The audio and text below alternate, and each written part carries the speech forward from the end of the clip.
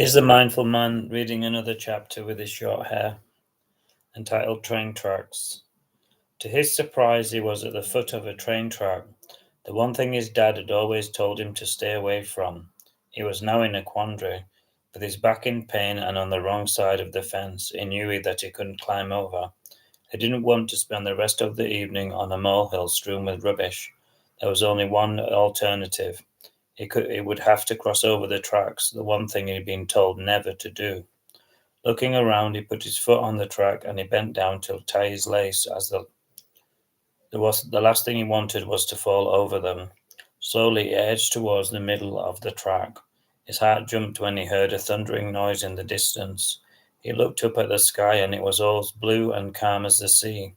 He could see puffs of smoke in the distance, and then reality dawned on him. It was a train. Oh my God, he thought, and he increased his speed over the clumsy wooden slats. Most adults know how fast trains go, but youngsters love the romantic side of them and don't realize how shockingly fast they do go. He ran to the other side with his heart beating hard and fast. He thought it could stop. The noise was deafening, and the rush of air that came spurred him on.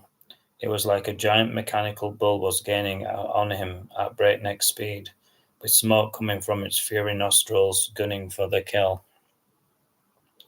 Josh threw himself to the embankment and he rolled into the bushes as the train whooshed by, thundering along the tracks at deafening speed. It seemed to take an age for it to pass, but it was seconds, and when it did, a cloud of litter hung in the air, then fell to the ground as if with relief. He forced himself to stand up, and when he did, he noticed that his hands were covered in dark red liquid. He was relieved it wasn't blood, as he found out when he licked one finger and tasted it. To his pleasure, it was blackberry juice. Josh was still shaking, and he pulled a handful of berries from the branches and stuffed them into his mouth.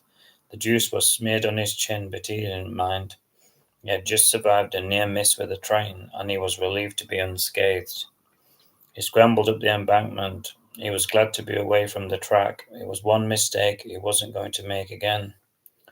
He did not like lying to his father, but this was one escapade he knew he would have to keep to himself.